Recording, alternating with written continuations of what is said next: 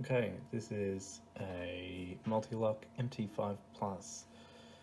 The original audio for this video was totally ruined, so we're getting a post-production voiceover instead. I'm about to, using the key now, and we're about to zoom past a bit of a failed attempt until I use the key again, so back shortly.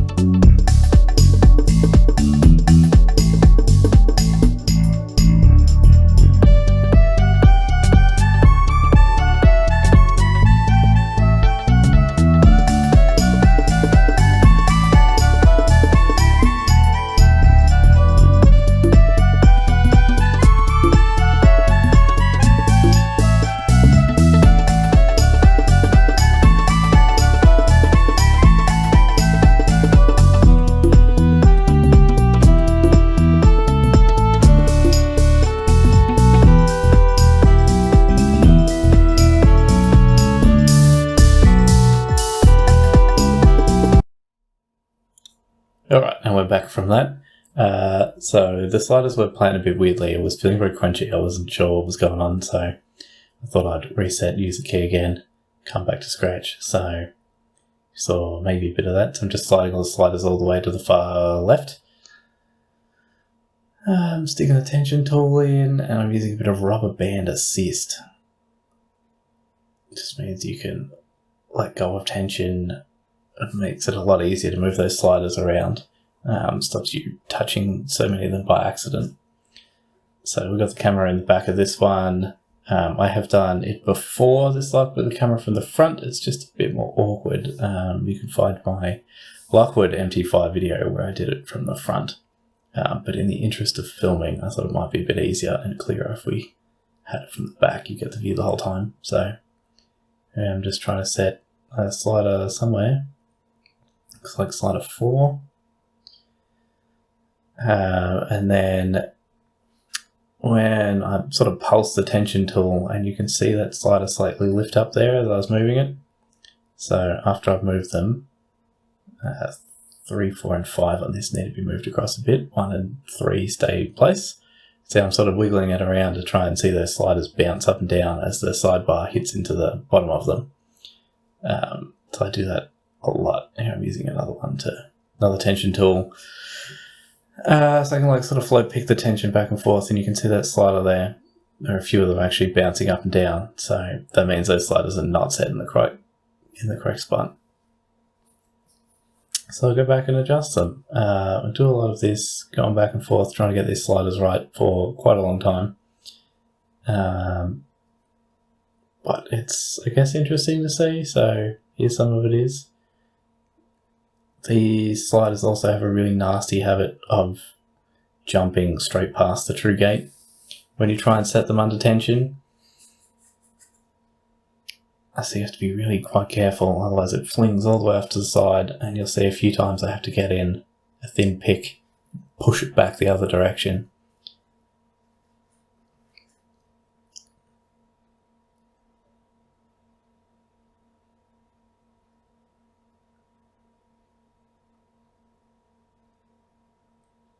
Yeah, sometimes just wiggling the one tension tool is not enough. You really need 2 tools to force it both ways properly, or a fat one that you can stick in there and really get good control of it. Here we go, sliding in my pick to push 4 back across, as I decided it had gone too far over.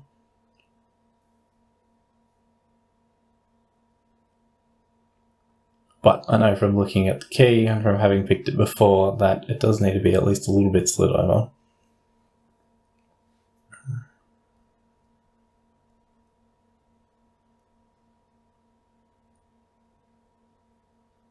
Right, that's probably about as much of this as you need to see. I might zoom it up from here, and we'll come back once I've got the sliders set And then I start on the dimples.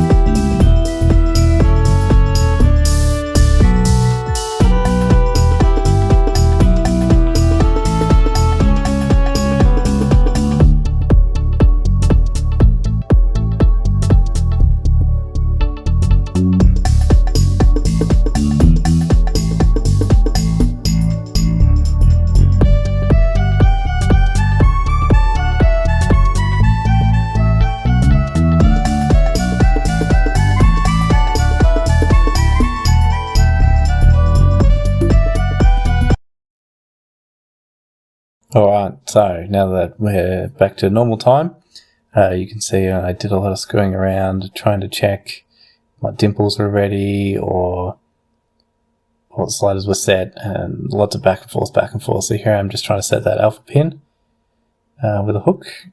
You can see it's just that little nub sticks out the bottom, so that's wasn't binding properly, so I'm just jiggling around and resetting, making sure it's ready, and now we're going back in. What are we doing? Oh, just nudging, one last slider, a little bit.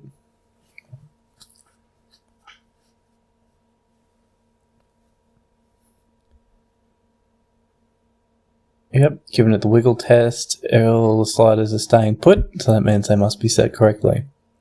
Probably. And here we go, into that alpha pin, and you can see that bound and set. That isn't overset because it dropped back down, so that's good. So now, time to move on to the dimples. Got my multi-pick flag out. 1 and 5 are quite low lift, so see it doesn't go up very far. All the middle ones are pretty high lift. These cords on these have got overmilling too, so all of them needed a bit of back and forth.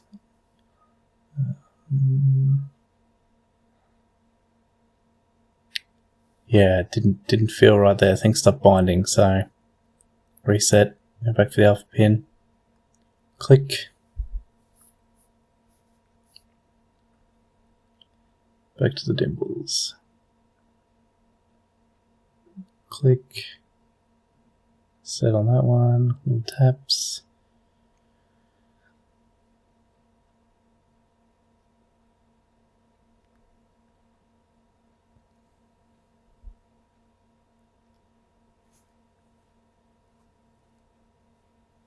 Just trying to get those out of set first. With the overmilling that exists, they've sort of got to be hit twice. And some of those middle ones really do need to go a long way up there. It could be hard to tell if you've got them out of the overmilling or not. But once they're all ready, you should get a tiny bit of a click and go for the inner pin. So I'm trying to set inner pin number 1 at the moment, which is binding up hard. So switching flags to my slightly curved one really helps get those in as the curved one.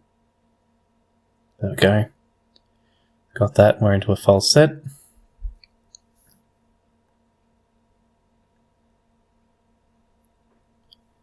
Classic deep multi-lock false set that tells you you're only on the inner drivers left now, so it's just about pull out my big flag, go looking for that last little click. Sometimes you find that one really easily, sometimes it takes a bit more work.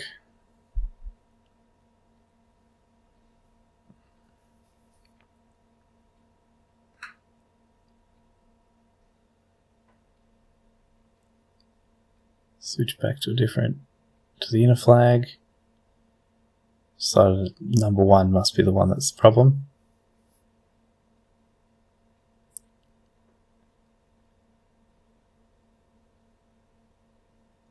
Got a small amount of spooling on the inner pins, the inner drivers rather. So we're picking opposite to the direction where that would be easy.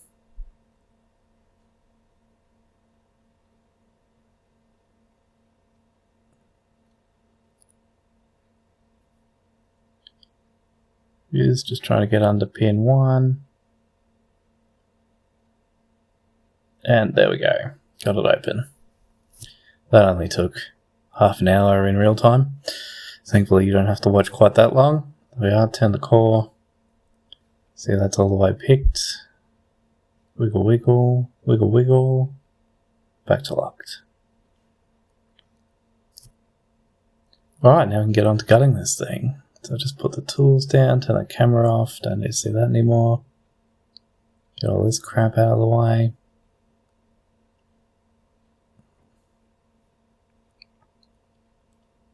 Handy dandy purple hands.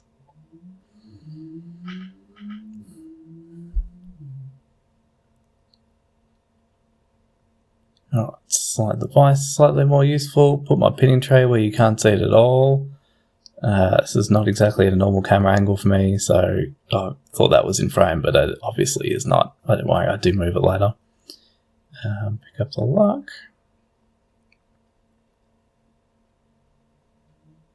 Stick the key in so we can cut it. Just want to turn just like 20 degrees. Just a little bit, like near essential that you shim these things. They're very easy to brick if you are not careful. Especially if you haven't got all of the pins in there. I say this from experience, having recently bricked one of these.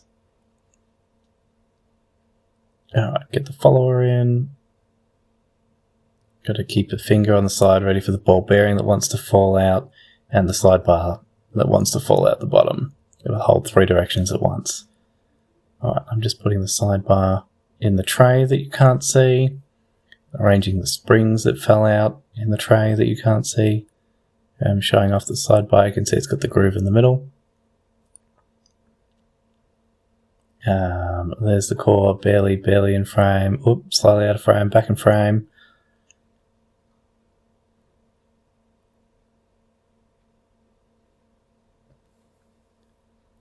There, actually checking that the lock is going to be visible for gutting.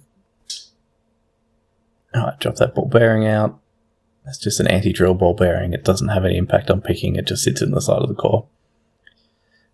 Important to make sure you've got it in there because that makes a really nice bricking hole if you are not careful.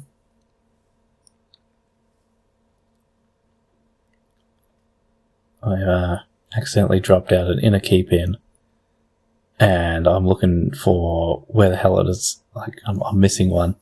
But what I didn't realize, it's actually sitting, key pin 2 has the inner still in it, and I'm looking for the inner for number 1, and it's right there in the tray. It opened my eyes. This was not.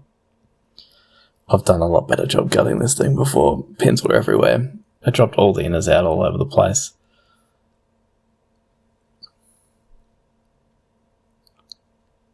Just pretty happy to be finished picking it, I guess.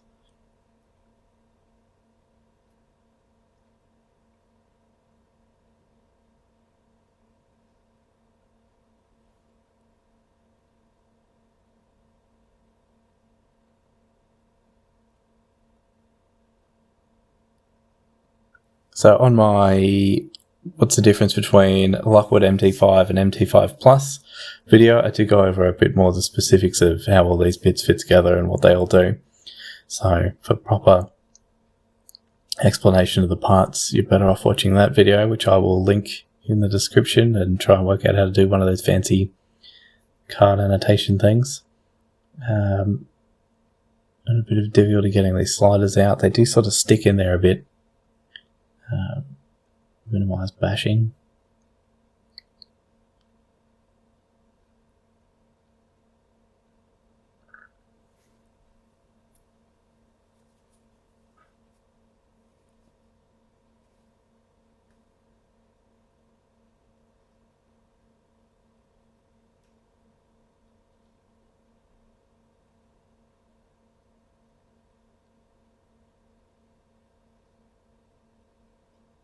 And there we go, all the sliders are out. So zoom in on the core. I'm trying to show off the over milling on the plug, which you can't really see at that angle, but you can sort of see it clicks, and then there's another little ledge.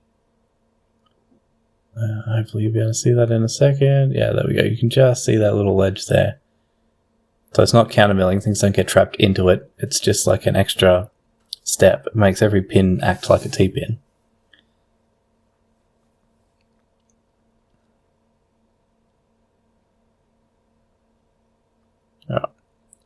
All of the driver pins are the same. They're all the same Mul-T-Lock standard pin-in-pin drivers, and then a standard pin that acts as a driver for the alpha pin. So just get those out. Springs.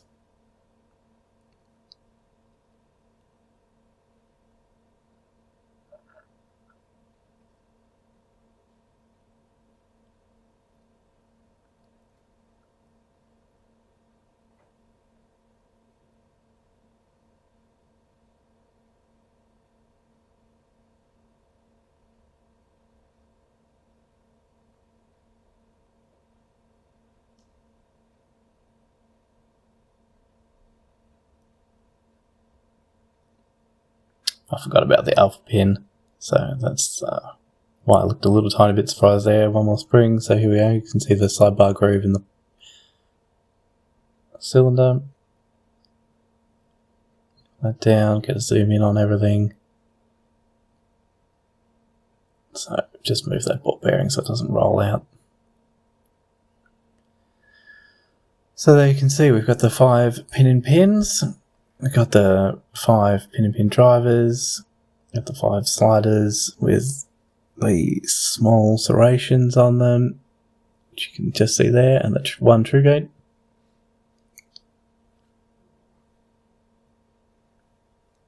Closer view. So those small serrations don't look like they do much, but they do in fact catch very nicely. And then there's a little nub on the back, that's what the key interacts with.